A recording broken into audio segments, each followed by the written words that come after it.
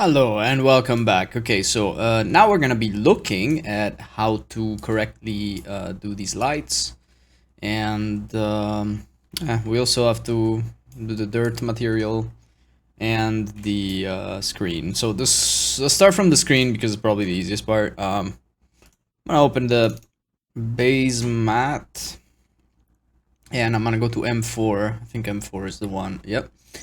So the screen, I want it to be, well, I can literally just check this one because this is, it always takes into consideration the alpha when it's previewing. So the main color, we can just put it to pitch black, and let's put also the second one just like that. Now glossy or opaque, I'm gonna put this on 0. Now let's take a look at it. Now this is like a fully reflective black material, which is perfect for a screen, but that is glass at least. We want to give it some variation, obviously. So the variation tint, let's put it on white for now so that we see what's going on. The alpha tile, I think I want it to be like very big, like this. And maybe the contrast, not so much. Yeah, something like that. Metallic, we actually do want it metallic because remember that this has to kind of look like glass. So we want it to be metal. And yeah, the variation, we can put it to 0.2. The alpha is on. But we'll be looking at this a little bit better afterwards. Also because it's very foggy purling noise. It's very blurry. We actually, this Berlin noise M might actually use something like that. Regarding the color, we can just leave it almost pitch black, but not fully. Like something like this will actually do, so that it's black. It's really dark, but it's not pitch black. Like that's fine. Regarding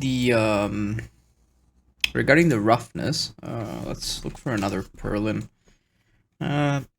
Something that is not as blurry. Maybe something a bit sharper would be nice.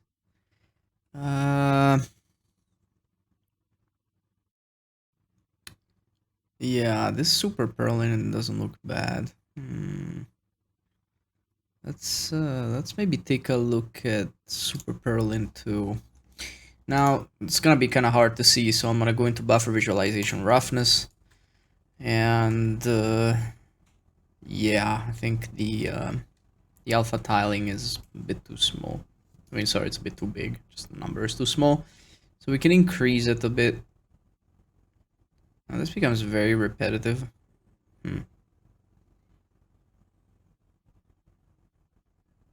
Yeah, what the hell? This repeats like a lot. It's very obvious. Let me see. What about this? This also repeats a lot. Okay.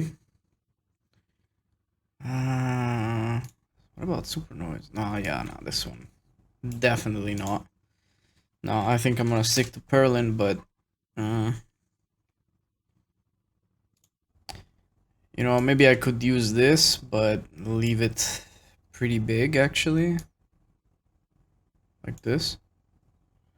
The alpha contrast, I can leave it like pretty, like let's make it like, let's give it a bit of difference so that we can see how it looks. Yeah, and I think something like this might actually look fine. It's just we want to reduce it afterwards, maybe to a 0.3. And let's go back to lit and take a look at it. Yeah, it's actually fine. It's not bad. It gives it a little bit of an edge. Now if we put the variation up, you will see it that it's actually yeah, that's not too bad. I mean, it's a bit too in your face, but it's not exactly terrible, so to speak. Might want to reduce the contrast slightly and put the micro variation to maybe like a 0.5. I mean, I'm looking at this, right?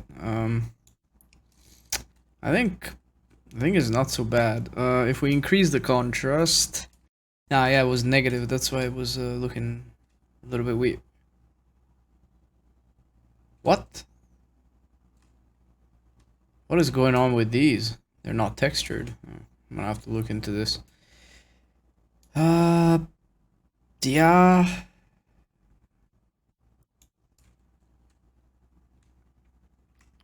So it's really hard to tell, but I think it's really dark. Yeah.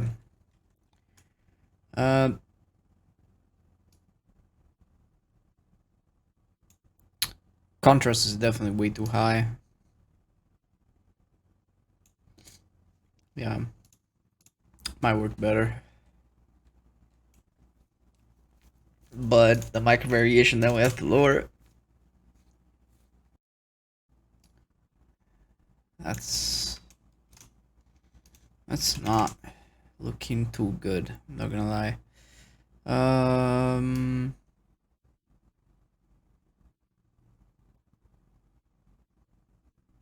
Jesus, you know, I cannot tell. Like, yeah, it is the color.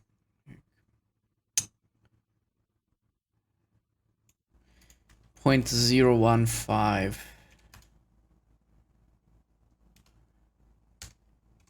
How about I?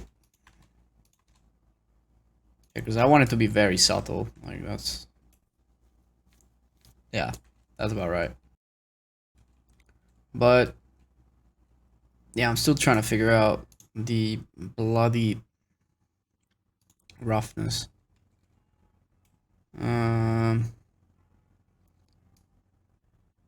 Alpha tile, and yeah, that's a bit better. It was way too bright. Okay, yeah. Yeah, I think this is fine. Now, trying to figure out what the hell, why are these not textured at all? Element 2, what? Okay, I'm gonna need to open the incubator and isolate them. Okay, so this is the emission. Ah, yes, of course, emission dirt and what? Right. So when you're getting stuff like this, that there is an extra material with world grid material, it means that it didn't know what to do with it. So my guess is that I did not give it the base matte, like even though yeah, I gave it the vertex color, but I didn't give it the base material. So we're gonna open it up real quick and ta-da! No material. Knew it. Bloody knew it. So what we can do is that we can just shift to select everything, then select last this one. We Control L, link materials, and that's it. Okay, cool. Now we can just grab again the main object and just hit N. Go to, what was it, Unreal Engine, and export. Now it should actually be fine. Let's re-import it. This material should still be here. Yeah, there you go. Now, this material will still be here, obviously, but as you can see now, we can delete it because it's what in Blender you would call an orphan, as in it's a material that if we try to isolate and highlight, nothing comes up, and as you can see, there's this. So whenever there's this on a material, it means that it's not actually linked to anything in the object, so we can just go ahead and delete it. But now, emission and dirt. So first of all, we can take care of the dirt, I would say. So we're gonna go to ambient CG and go on assets, and we're gonna browse some dirt, something like this, because it's supposed to be a very clean kind of dirt, as in like there shouldn't be pieces of weird stuff or pebbles or anything like that, because it's in an incubator, so he wouldn't expect to find stuff like that. Okay, I think I'm gonna go with this one. So I'm gonna grab the 1K PNG. Cool. So I went ahead and extracted it. Now I'm gonna do what I did once already and hide the glass material by putting it a transparent. Cool. So now we can see through it, no problem. Open the content browser, go into textures, normals, make a new folder called dirt. In this dirt folder, we're gonna put in the... I'm just gonna copy all of them, just shove them in here. Now there are some things you wanna look at. One of these is color. Okay, it does have sRGB, that's good. Displacement map, cool, we're gonna need this. Perfect. So we are gonna go into the materials, master materials, and make a new material called mm_dirt. Open it up and just go back to textures, dirt, and I'm just gonna, you know what, I'm just gonna grab all these and just shove them in. Right, they're not very descriptive, which annoys me about Unreal. Like, it would be nice if there was the name at least. Sometimes it really bugs me out. For example, the normal, I cannot tell which one is the OpenGL. Yeah, use this one. Yeah, you know what? That annoys the hell out of me. Okay, so we're gonna put this one in here in the base color. There we go. Displacement, we're gonna put in the pixel depth offset. Then the AO into the AO. The roughness will go into the roughness. Let's just spread them out a bit.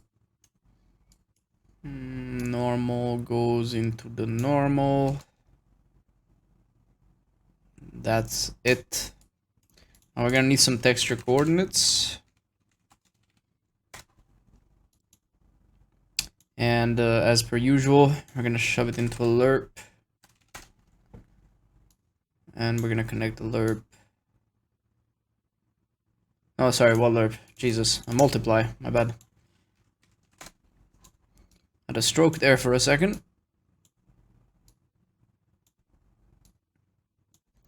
I'll make a param. Just put it here, convert to parameter. Actually scale, texture scale. Cool. Now that's a param, and yeah, for now we're gonna stop at that. Apply and save. Now there is an issue. There might be actually. That to use the displacement, the thing is gonna, like, if we want to use an Nanite, yeah, this has to be a different static mesh altogether. So there is a trick actually that we can do. I mean, for now I'm just gonna apply the material. I think it was this one. Well, definitely was not this one. Yeah, there you go. Okay, underscore dirt. I am dyslexic today. Okay, cool. It looks fine, but it would be better if it had displacement, right? So we cannot really do it if this static mesh is part of this object. Now, if we turn this whole object into a Nanite object, yeah, it's not gonna be good for the decals because it modifies the geometry and is like sometimes, like if they're on a curved surface, it might actually modify the geometry and clip into the decal. Now, I haven't found a way to make this work yet because theoretically on the new Unreal 5.4 supposedly works with the parallax occlusion mapping as well. I haven't tested it. I have no idea how it is. I need to dig a little bit deeper into that. But now, for now, we can fix this by simply doing this. So we come back to Blender, we hide this, and this one right here, so the actual dirt thingy, we shift and unparent it, right? So now it's unparented. Jumped up a lot, I'm not sure why, but we're gonna bring it back down to like here. So we'll apply the rotation and scale. And now what we're gonna do is that we are gonna export it, but we need to keep in mind one thing, that we want the geometry to have the origin point the same as this one, so that we can effortlessly put it in the same exact position as it is now, by not going insane and manually positioning things. So what we want to do is that we want to select this. We can go cursor to selected. Cool. So now the cursor is in the right spot. And then what we want to do is we click on this and we put geometry to 3D cursor. Sorry, oh Jesus, origin to 3D cursor. So now the origin is gonna be down there, right? And even though these two are not linked, I'll put this into export recursive and straight up just export it into Unreal. Now that's not the only thing I should be. Wait, why is it exporting two things? Hello? What is the other asset? Ah, okay, it's also exporting the incubator. Fine. For some reason, even though it wasn't selected. Anyway, we select import all, and now as you can see, the dirt is gone. Okay. So what we want to do at this point is we go into the static mesh, go into SM dirt. Cool. We enable the nanite support, and we give it the dirt material for now. We're gonna change it, and poof, it's gone. Why is it gone? Interesting. Let's take a look at it. If we import it into the level, right? So now what's happening is that Nanite is doing its tessellation thing. Should be at least. So look at it. Nanite visualization triangles. No, it isn't. Okay, I'm gonna look into this one sec, because it's been a while since I used it. Right, so after a while I figured out why. So I'm a dumbass and I completely forgot that this actually, the pixel depth offset is something completely different. So this has to go into the displacement. Now, why I didn't notice it, it's because I completely forgot that in order to have this, you need to actually go open your project folder. So for example, you go into my projects, there is the plant incubator project. I'm gonna go into the config, default Engine.ini. Now you can open this with the whatever, like you're just gonna by default open it with Notepad, it's fine. And you're gonna have to input these two, all right, under the script / engine render settings. So these two will actually enable Nanite.Tessellation and will also give you the displacement node on your materials. So write these two down and restart your engine and you're gonna have the displacement. Now, this is fine. Yeah, center at 0.5, it's fine. The magnitude, we're gonna increase it a bit just because I wanna really see what's going on. Now, pretty sure this is not tessellating. Like, I'm just gonna open the actual static mesh. So the material is there. And the Nanite support is not on. And let's see. 2 hours later. So yeah, after going around it for like a while, I realized this is new. I don't know what the but to make it work, you have to click on apply changes on the displacement maps, because otherwise it wouldn't work. So remember to open your Engine.ini and input those two lines, put the displacement into the displacement, and then you gotta go into the static mesh. And under displacement maps, just click apply changes. Seriously, Unreal. Why? Anyway. Now, oh my god, just kill me already.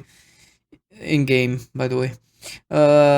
So if we go take a look at triangles now, yeah, we see r.Nanite.Tessellation happening. We go back into lit. Now, obviously, this looks like a mess. Yeah, I had to really exaggerate the effect because I wasn't seeing anything. So normally something like 6 should be fine. Maybe it's even too much. This is... Wait, what the hell did I just move? I'm not sure what I just moved. It's a bit much, I would say. We don't need it at 6. Even 4 will do. Yeah, 4 is pretty good. Yeah, I would say 4 works just fine. We can also, by the way, since we're using this, increase or decrease the tiling. So we can just select, if I can, select the thing and just open the material instance, open texture scale, and just, wow, why is this not working for the displacement? I'm sorry, what?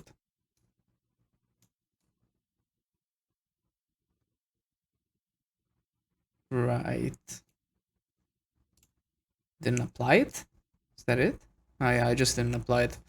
So obviously when we go increasing, it's right now it's gonna look like this. Personally, I believe that something like maybe a 2 will do. Yeah, something like this is fine. Mind that obviously the more you increase, actually it might be a bit too much. The more you increase the scale, the more you have to reduce actually the displacement, by the way, because like it's gonna be smaller. I mean, like the details are gonna be smaller and smaller, and it's just gonna look wrong. Like, for example, this is, as you can see, we could even increase this. It's just the texture is really small though. At 1 we get this, which is fine. But if we bump it to 2, we would have to reduce it a little bit because, actually, you know what? I actually like it like this. I think it's fine. Yeah, I'm gonna leave it at 1, just looking like this. I think it's alright. Now, how can you tell that displacement is on? Simply because if we bring it down, see, it starts disappearing gradually because some parts are higher than others. Like that, you can tell that displace is actually working. Obviously, if you crank it to 50 like I did before, well, you'll definitely see that it's working because it's gonna look like a chain of horrifyingly looking mountains. But yeah, like yeah, so it is working, but this is not good because now we have 2 separate objects. So if I move this, well, guess what? This is gonna just stay there. You don't want that. So what we want to do is that we want to go into our assets and in this case make a new folder called blueprints. So folder called blueprints, we make a new blueprint class, just make it an actor and call it bp underscore incubator, and we go open it up. So greetings once again, this is Nick from the future and I come to you with some wisdom again, or rather clarification. So what you're about to witness is a blueprint, okay? So, but some of you may have not experienced what's a blueprint yet.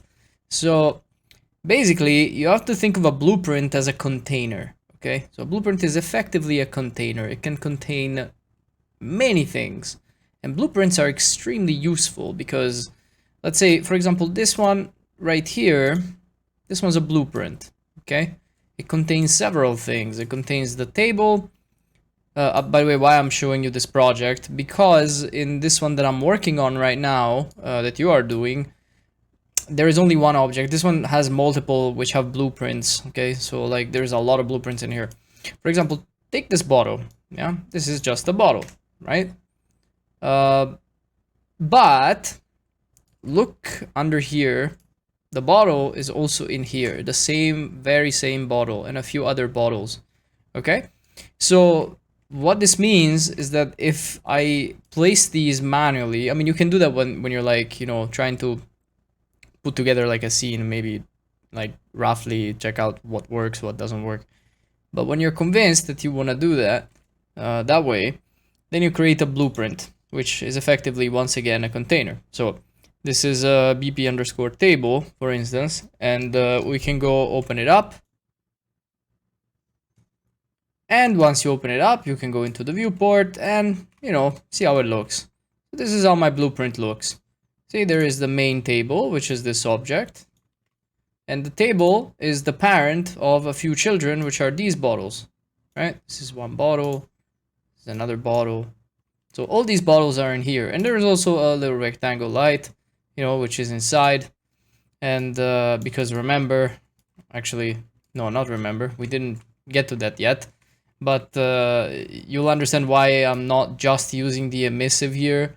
I am also using a light, because it's never a good idea to actually use an emission texture as a main driver for like lighting things up. It's never a good idea. That's why I'm using the an actual rectangle light, but we'll talk about this more later and I'll show you why.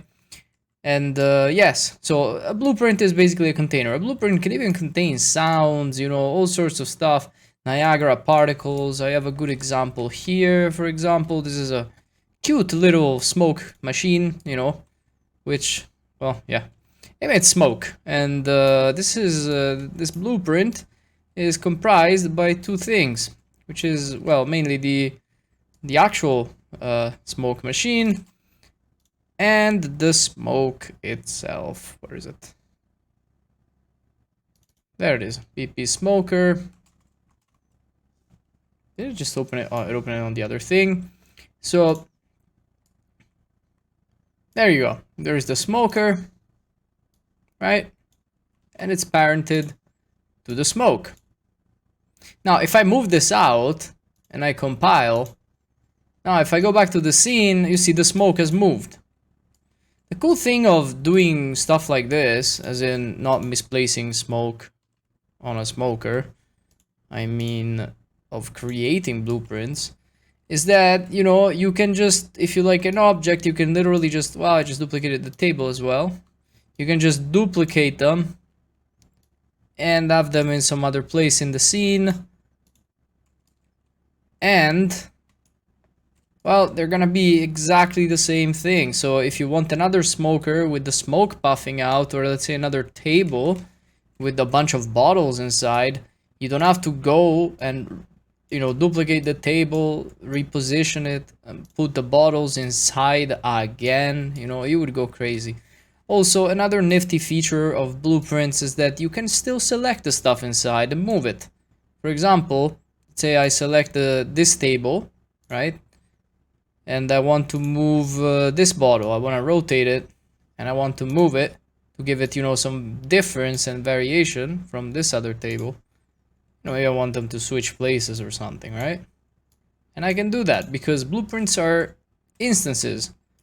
So they're, you know, like if you move something into a blueprint in a scene, it's not gonna change the actual mother blueprint. It's not gonna change. It's still gonna be the same, okay?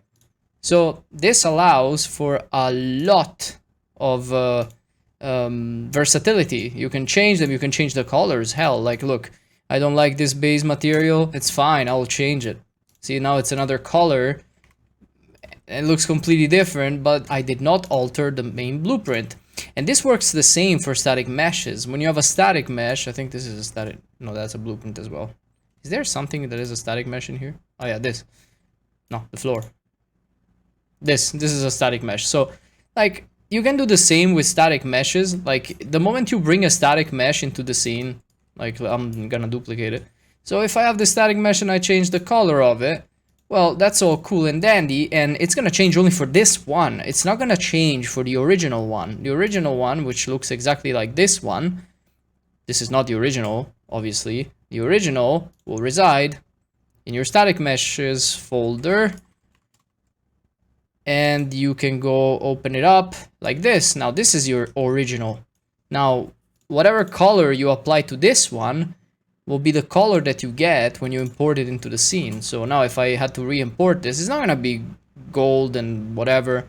Nope, it's gonna be white. Okay, it's not importing it. I seem to have some collision issues here. But whatever, if I press F to go to, oh, what? Okay, so collisions are screwed up. Anyway, so see, if I import it, it's gonna be exactly like the other one that was in there, like the original one, right? So you're not gonna have any surprises there. And you can always, you know, change it to make it look different. So this is how blueprints and static meshes work. They work the same in the terms of like when you instance one in the world, it's his own self, kind of. So you can modify it, change it, change whatever is inside of the blueprint. If I wanted, I could even change the light. Let's say I don't like the light to be light blue, I want it to be red. Cool, I'll change it to be red. And it will only change for this one if I want a completely different look. This is the beauty of making blueprints. And for static meshes, it works exactly the same. You can entirely change a static mesh. Like also, obviously, these bottles are static meshes, which you can also change the color of. So you can go to, let's say, bottle 3, which is, you know, this one. And instead of such material, you can give it another material. And now it looks completely different. Or you can even change the blueprint. Maybe you just don't like, let's say, that blueprint in particular. Sorry, was it this one? Yeah. Maybe you just don't want that one in particular and you want to change it. You can always go in and change it. So you go into the static mesh, and instead of SM bottle Chardonnay, I'm gonna put an SM ball. Well, that looks, well, yes, very believable. But you can change it into another bottle, for example, and put in bottle Chardonnay. Oh, I actually selected the wrong one, but whatever. You get my point. So that one became a Chardonnay bottle, and now it's a Primitivo bottle. See, you can always modify them as you please. Anyway, now, I hope you understand a little bit more about blueprints. You can add all sorts of exciting things and organize your scene much better, because now whenever you have some repetitive assets, you can give and insert like some little cool variations, right? Without having to lose your mind and position inside again the static mesh. And if that static mesh has some light inside, reposition the light. You don't have to. You do it once for the blueprint, then you just import it, and you can edit it anytime you want it up. So what do we want to do here? So we want to add 2 static meshes. So we had a static mesh, we click the static mesh and add another static mesh. So this one, we're going to rename it incubator. This one, we're going to name it dirt. So first we grab the incubator. There you go. And then we click on the dirt, and as a static mesh, we select dirt. Perfect. And since we set the origin to be on the 0 point, like the same, as in like the same as the other one, so the origin is shared, it's gonna be already in the correct position. Now you might need to do some tweaking with displacement to fix it, but for me, I think this already works just fine. So now if I go back, delete this, and bring in my BP incubator, it's pretty much should be fine already as it is. Good. I do not see the material because this has dirt. But by the way, I made a material instance, just nothing fancy. I just made a literally like a material instance, and I just called it mi dirt. Yeah, here we go. Good. Looks good. Now the glass is like really not making it visible, which is something we might have to fix. But yeah, for now, you know what? I'm just gonna go into the static meshes, open the incubator, and okay, for the dirt material, this we can delete actually, because well, dirt is not part of that anymore. And the glass, we can just put the transparent material for now. Just it's easier to work like this.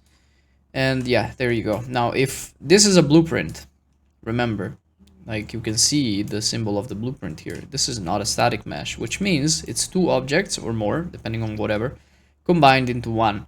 And now if I move it, see, like it's gonna move with it, the dirt. So that's great. Fantastic. I like it. Now, what else can be done here? I completely forgot one. Yeah, I wanted to take an eye on, I want to take a look at the, where is it? The master material. Oh, by the way, just have to move it. Perfect. So on Dirt, first of all, I'm missing a few textures because I was messing about with it. Missing ambient occlusion. There you go. Cool. And I'm also missing roughness, actually. So it looked a little bit weird. I thought it did. There was no roughness there. Normal is in. Okay, cool. Everything is in. So we can apply it. Save it. So let's have a look at it then. Nice. Okay, cool. Yeah, beautiful. Look at it. So, now the issue with displacement is that it actually displaces the geometry. So if the object, like, because you remember for the blueprint we just shared the same origin as the actual incubator. So incubator has the origin there and the dirt has the same origin. Now if the displacement, which actually displaces the whole plane, brings it like below, is gonna look like this, right? So you have two options. Either you raise it, by the way, stop making it snapping like to the grid, don't make it snap, and just raise it up.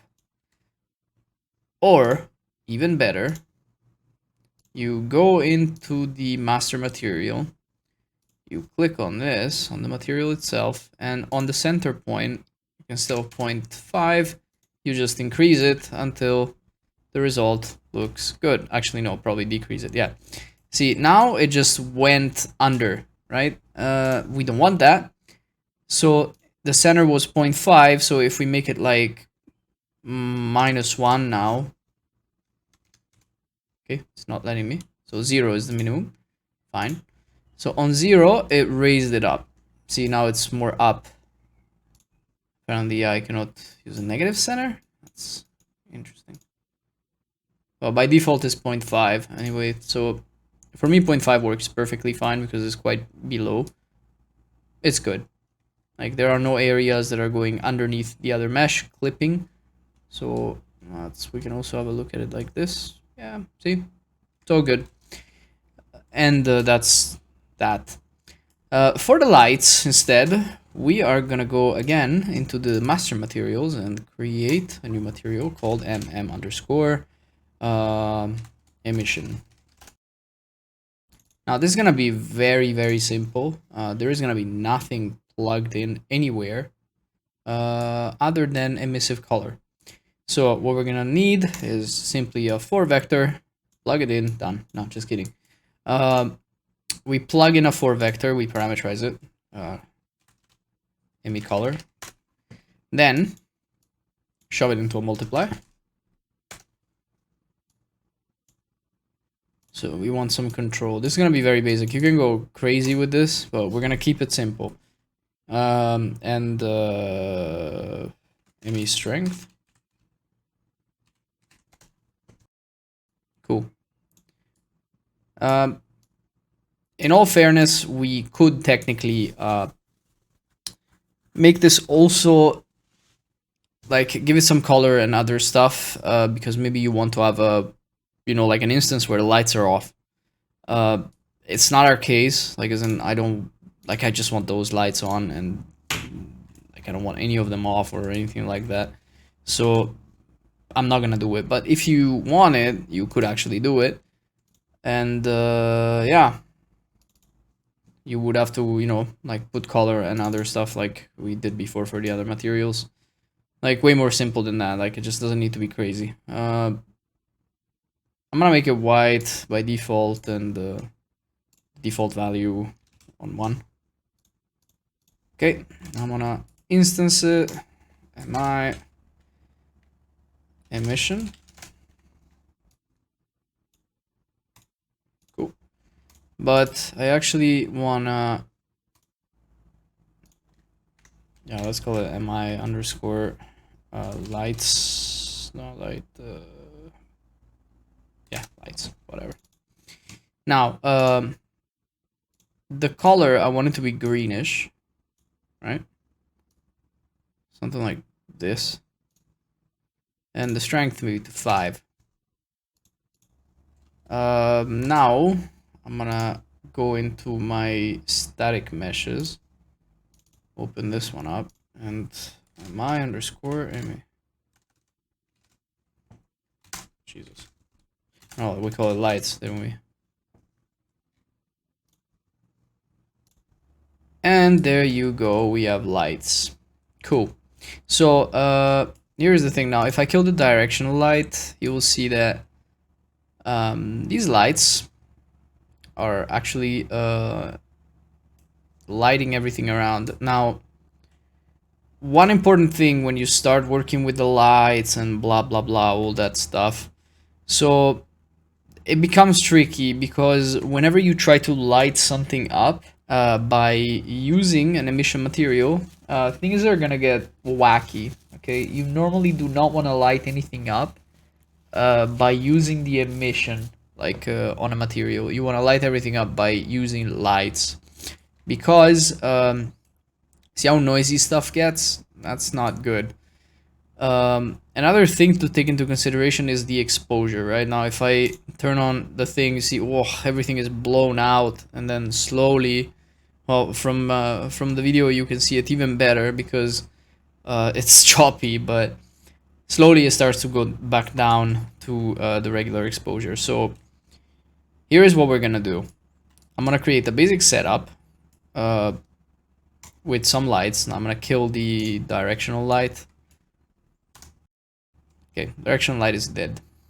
So now I'm gonna go in here, make a couple soft boxes.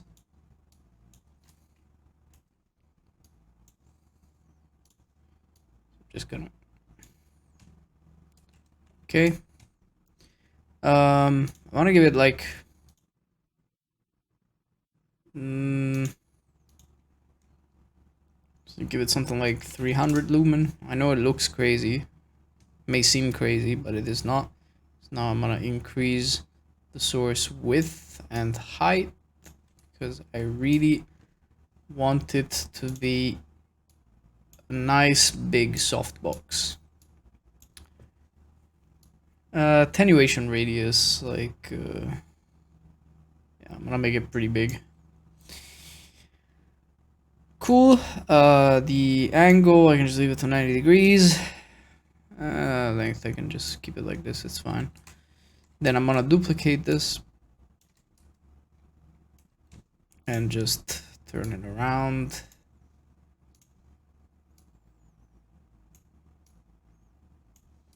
Cool. Now we have a simple two light setup. Maybe I'm gonna bring it a bit more front and just turn it. Cool. Now, you see how now these lights don't look so blown out anymore because we have such strong light points that they simply just don't. Now the best way to actually approach this and make it right is by using a volume. To be specific, we want to be using a post-process volume. So we can go in here, volumes, and it should be around here, post-process volume. So this is gonna introduce a little cube. We're just gonna move it. And we're gonna look for infinite bound. There you go. Now this post-process volume is gonna be everywhere. And what we wanna do is that we wanna lock the exposure, right? Actually, I should probably not have deleted that light. So I'm actually gonna go back into the environment light mixer. Remember where it is? Yeah, there you go. And create atmospheric light. Okay, cool. So basically with the post-process volume, we will just lock the exposure. Like we can directly use it as a pretty much as a camera. By the way, we can also turn on bloom. Gimme bloom. Jesus. Slightly blown now. No, just a little bit is fine. Now the exposure, the metering mode, we're gonna set it to manual. And now we cannot see anything anymore. Yay! So we can crank up the exposure compensation. There's gonna be speed up, but this is also if it's on auto exposure. So like if you want to do auto exposure, it's fine, but I highly recommend you to now I don't exactly remember how this worked. Like I used to do it for the game I was working on, when you go on a place that is like inside and then you walk outside, and it looked like it was taking like half an hour for the camera to adjust the exposure, and like this, like fixing up speed up and speed down, it would fix the problem. But I'm gonna use manual for now and just use the exposure compensation.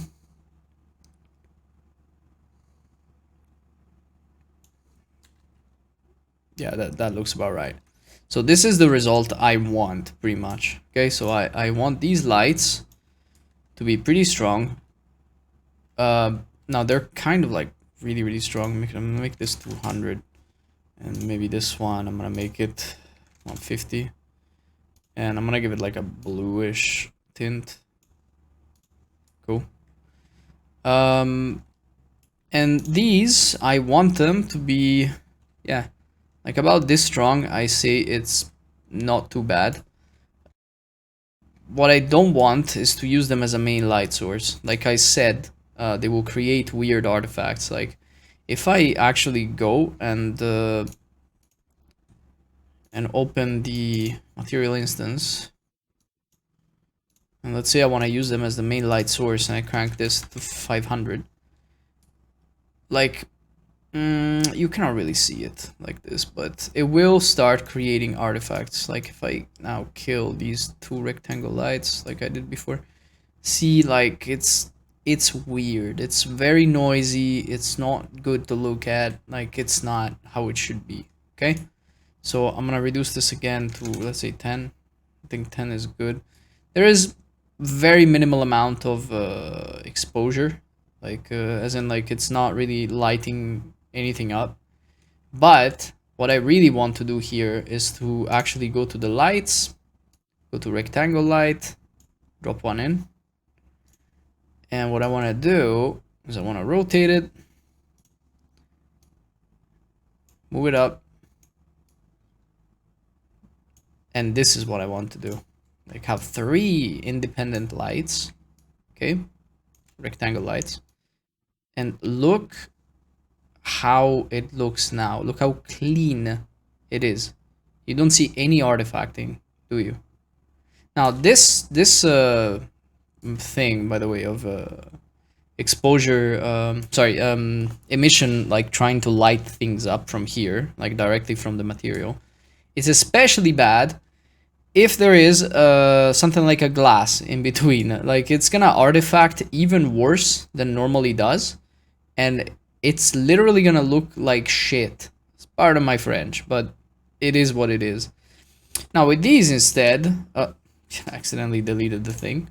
With these instead, it's not gonna happen, and we're gonna work on it a little bit more in detail soon, and I will show you how it's done.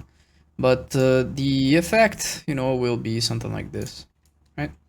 So this is more or less what I wanted to do with the other light. You know, obviously you can increase, decrease the exposure, you know, the intensity of the light, and obviously, you know, the source width and whatnot. But obviously we want to keep it pretty small, because, you know, lights are not too big, and they're only above, so we do expect the shadow underneath. So the correct way of doing this, you might have guessed it already, but we have to go into the blueprint of the incubator and select the incubator, and add a rectangle light, which I cannot see. Rectangle light. Cool. When I bring it up, I want to rotate it 90 degrees. Nice.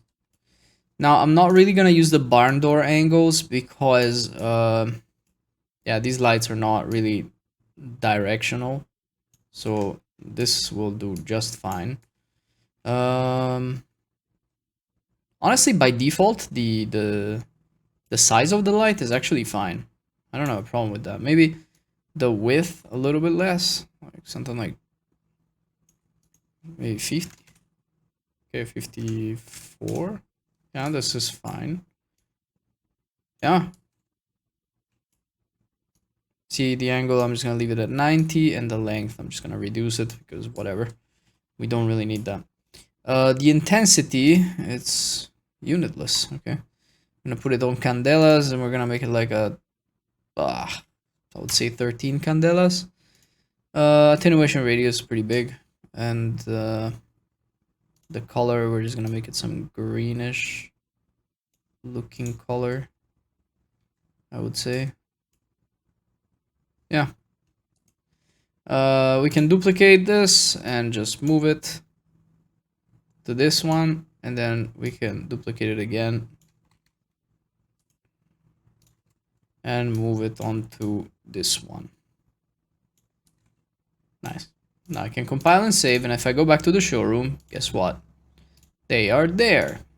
Fantastic. Look, this looks great. Very nice.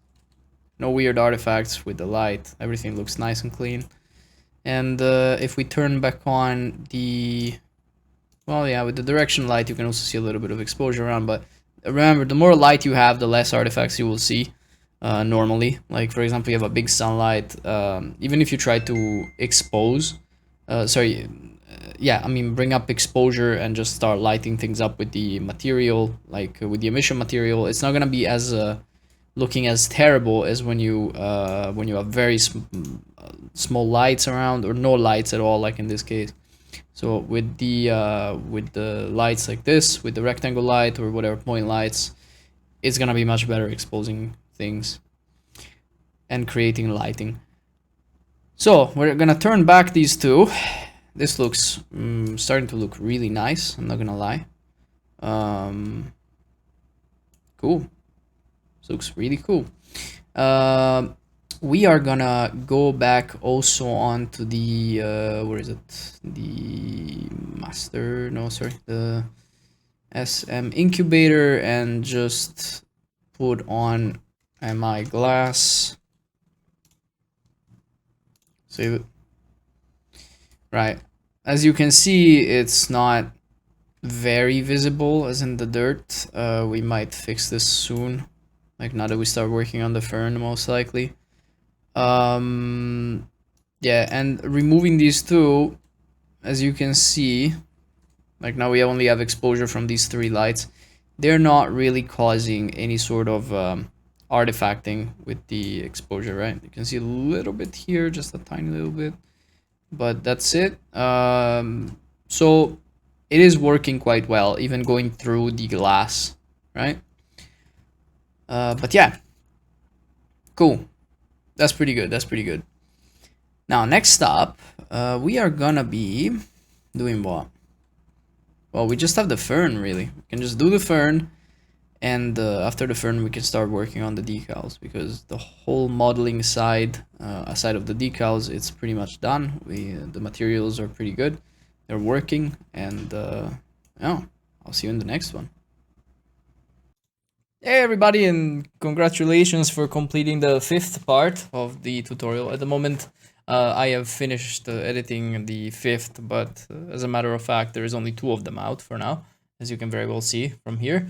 So I encourage you to come to the Discord, to our very full of people Discord.